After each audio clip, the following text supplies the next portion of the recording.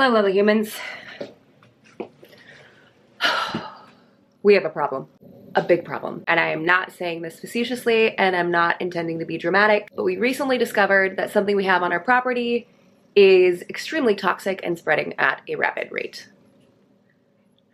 This could genuinely affect the future of our homestead as we know it. Gosh, I wish I was being hyperbolic right now. But we're not. If this is your first time meeting me, hi. Things aren't normally this dire. My name's Jamie. I'm a wedding planner, content creator, and we have a little homestead here. We got 2¼ acres where we run our Nigerian dwarf goats around the property. We like to practice rotational grazing. We also have a decent sized flock of chickens that we rotate in a chicken tractor, and horses and dogs and a gaggle of cats. So first of all, let me state for the record what our intent is with our property. We would like to be as self-sufficient as possible. The garden's been a fail the last few years. That's why I didn't include it in the list of things that we do around here, because it's moving on. But we really value having our own eggs and our own milk. And it's mighty convenient that we have Nigerian dwarf goats because both my husband and son can show signs of lactose intolerance from time to time, so goat's milk is perfectly acceptable for them. And two of my nephews have that as well, so we can make special treats like ice cream and yogurt and stuff that they can consume safely. Plus, they're itty bitty goats, and they're super freaking cute, and we love them to death. Chickens we love for the eggs. We raise them on pasture. We try to move them around as much as possible. We used to free range them until the city shut that down. We will be following up on that one though, because that is, we have opinions on it. But for what brings us here today, what gathers us here today is an extremely toxic and highly invasive weed called famine weed, also known as Parthenium hysterophorus, or Santa Maria feverfew, white top weed, and famine weed. In India, it's known locally as carrot grass, Congress grass, or gahargas. It is a common invasive species in India, Australia, and parts of Africa. So already, things are not looking good. Now, I used to think it was called famine weed because the structure of the plant itself, it's got a stake-like root system, which oftentimes will happen in super compacted soil. It's really cool how God works and makes plants like this. They're almost shaped like a spear to help water get down into the soil to help decompact the situation. So that's what I thought it was. I thought it was called famine weed because it, you know, restores the soil. Because I didn't look it up and I didn't read about it. No, it's there because it produces famines.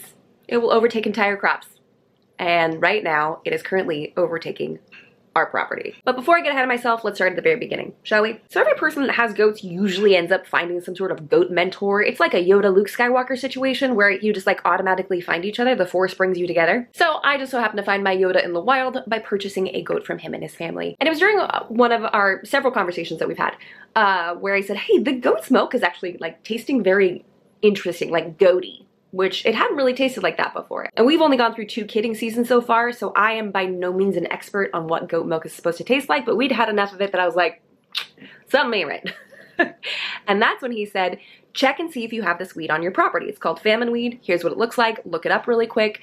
And I went, oh, we do. And my naive behind had actually picked it once because it's got these little white flowers on it, and I put it in a vase inside my home. I was like, that sounds good. It's pretty. It's got little white flowers. But that was the extent of our conversation. He basically said, if you have it, get rid of it. We're battling it on a property and it makes their milk taste funny. And I was like, roger that.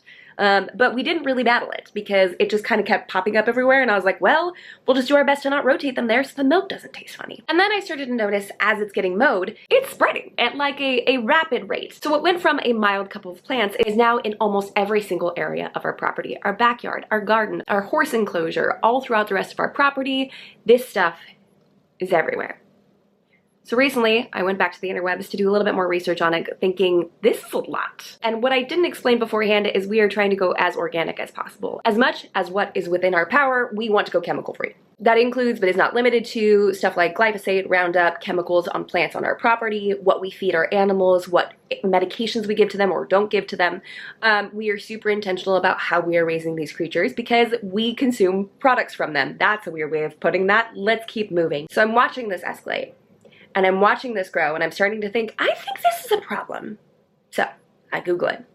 And that's when I come to find out famine weed is in fact called famine weed because it causes famines. It will choke out any and all plants it grows next to. Each flower on this plant contains little bumps on the outside. I don't know what they're called. I'm not going to look it up. It doesn't deserve any more of my time to figure out the scientific name of what the little petioles, I don't know. Each one of those is a seed. And this plant is covered in flowers. And each flower has 5 seeds. The wind can carry them. The mower can move them. And I really wish I had looked this up like 2 years ago when this started to be a problem. But unfortunately, we're now at the point where we cannot ignore it any longer and we have to take action. We have to do something. So why am I bringing this to you? Well, because I would love to crowdsource help. If you or anyone you know works in agriculture or understands soil health, or understands IPM, integrative pest management, which we'll get into in a minute, to successfully eradicate such an invasive species, I'm all ears. Because 1, we don't want to use chemicals on our property. We don't want to consume eggs from chickens that have walked through the chemicals. We don't want to drink milk from goats that have eaten the chemicals. We don't want to do any of those things. That feels like a hard line in the sand for us. We will not be doing that. But according to my research, the only other options that we have are hand pulling, which again, we have 2¼ acres and it's now spanning at least 1/3 of our property. So it would take a lot. Or integrative pest management. Now this is a highly divisive subject. Some people swear by it, some people say it's super wrong to do, but basically the intent behind it is bringing in beneficial bugs or bugs that will literally eat at or take away whatever the issue is, so it won't be a problem anymore. Except for that this plant needs 4.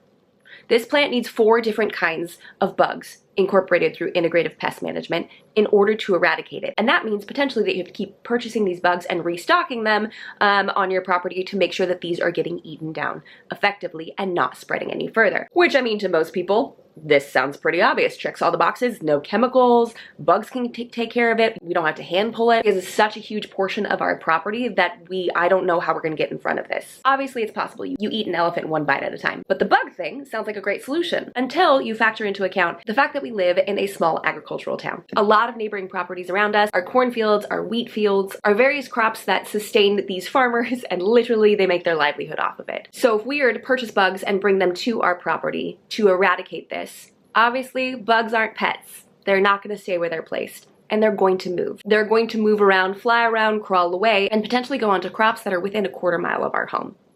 We can't guarantee that they're going to stay here, and we don't know the effects that they're going to have on these crops. There is also the issue of them not being native species to the area. However, this weed is also not a native species to the area. But are we therefore adding to the issues that we're having with this weed by bringing in pests to manage this weed that also may do damage to nearby crops? So you can see, again, a conundrum's reached. Now last but not least, hand pulling. Because of the nature of this plant and the size of its roots, once it gets to a big enough size that it's easier to pull from a standing position, the root is quite substantial. However, if you do not remove the root in its entirety, it will grow back very quickly. So that means it's not like it's a Saturday chore we can have our kids do, right? Especially a lot of the large ones, now that we know how serious this problem is. And I'll take you outside and show you what this plant looks like. And how tall some of these are and how thick some of their stalks are. It's probably not something we can have our kids help us with. So that means it's just my husband and I running around the property trying to take care of all these, and we've got life to do as well. In addition to that, although we have hand pulled these multiple times to no avail, it can cause severe dermatitis to the skin. So if you are not wearing gloves and or long sleeve and or proper protection, you can actually blister from coming into contact with this plant. Have I mentioned that it's toxic to animals? I don't think I have. I might. It's all flowing together at this point. So not only does it make the milk taste funny, but if the goats consume it too much, it can actually cause ulcers of their mouth, cause stomach issues, and consumed in high enough doses can actually be fatal to the animal. Because our last option was, well, what if we bring in sheep? Because sheep could just potentially, just like mow it down, right? I know people think goats eat everything. They don't. They don't eat tin cans. They might chew on your clothes a little bit, but they get to be a little bit picky. However, if we're going to bring sheep in, we're not just going to do it just to house them on our property. We're going to do it because,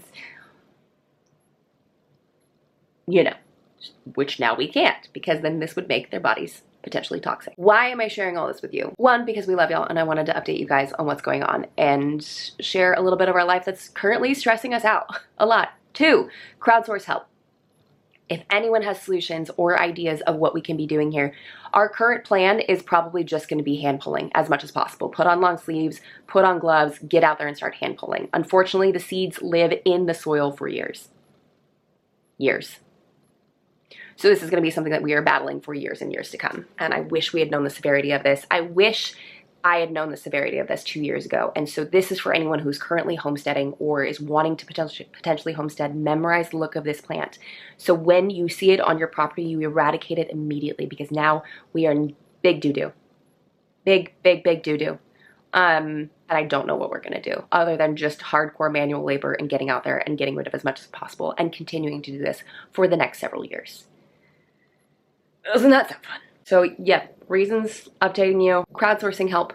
If you guys know of anyone who has dealt with this or works in ag or works in garden or works in soil health, anything like that, would you please leave their information down below or shoot me a DM on Instagram. We care about this land. We care about this property. We'd also like to get this weed under control before it affects anybody else. Although driving around our neighborhood, more people have it. But we would be irresponsible if we didn't start tending to it as quickly as possible to make sure that we can lessen the spread as much as we can. We can only do what we can do with the knowledge that we have when we have it, right? So I'm not going to beat myself up for not knowing about this 2 years ago. But I am going to make darn certain that we are going to take care of this as quickly as possible, because this supersedes all of the other animal issues we've been having. This supersedes the angry neighbor. This supersedes free-ranging our chickens. This is an agricultural nightmare. We owe it to our neighbors to get this handled as quickly as possible. And I frankly don't know how we're gonna do that. We owe it to our neighbors, we owe it to our property, we owe it to our animals, we owe it to our micro ecosystem to get this handled as quickly as possible. And frankly, I don't know how we're gonna do that, because we are 2 people and hand pulling is gonna take us a really long time. So I'm gonna go ahead and take y'all out and show you what this looks like. So if you're familiar with it, or if you've dealt with it, or if you've seen it, just so you're aware. This is like such a stream of consciousness vlog. I don't think I've ever done one of these. How do we like the format? Is it fun? It's like a storytelling situation, but like with the worst story ever. Okay, let's go take a look at the weed. All right, walking out the front door immediately. Here's some right here. It is this plant. Let's see if we're gonna focus on this. So I don't know if these are called petioles that are on the outside. Right? So it's a flower with 5 little points, and it definitely resembles a carrot. It's definitely in that, I think it's in the same family actually.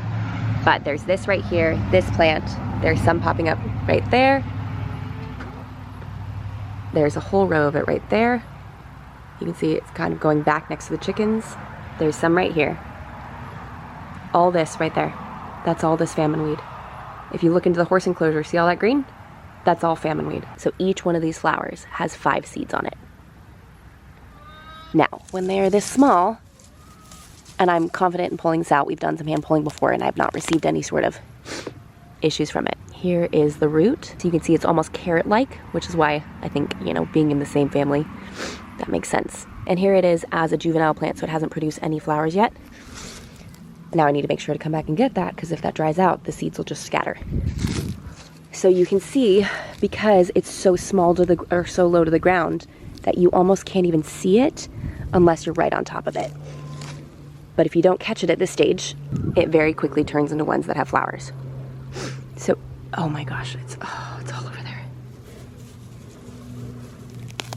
I actually don't know if I got the whole root on that one.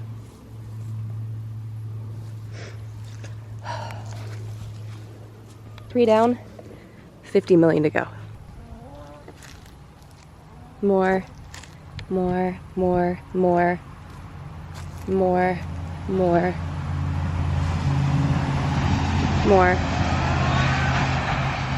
And here's where it gets intense. This fence right here is 4 feet tall. There's more of it right there. It's all right here. It's all right here. This is all a field of it right here. Then we've got patches like this that have not been touched. Oh, just kidding. More. Hi, babies. Ooh, they're ready to be rotated. See how pale that is right there? They gotta move. Interesting observation though is that it's not popping up where the wood chips are. So we've had the discussion of maybe getting some more wood chips imported. However, unfortunately, if we do that, I'm assuming this suffocates it. If we do that, then nothing's growing, which then means we can't rotate them anymore. Do you see how all this is kind of really just compounding to be a bigger and bigger issue?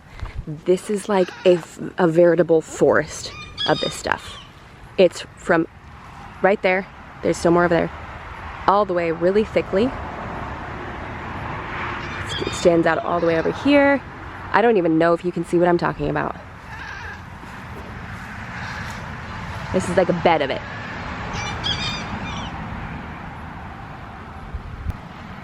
And all of this growing in here.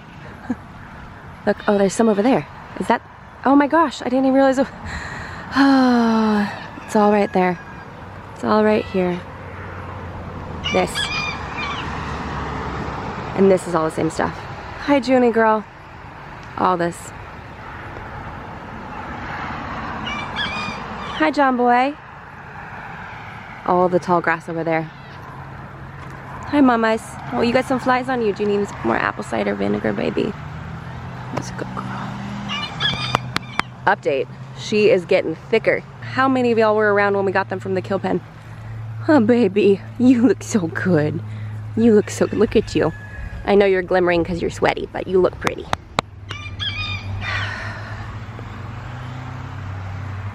I mean, it's a field of it.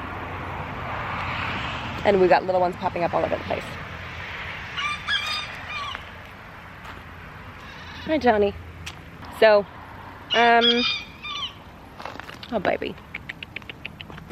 Oh, you don't have as much flies. What's up with you, mamas? Why do you have so many?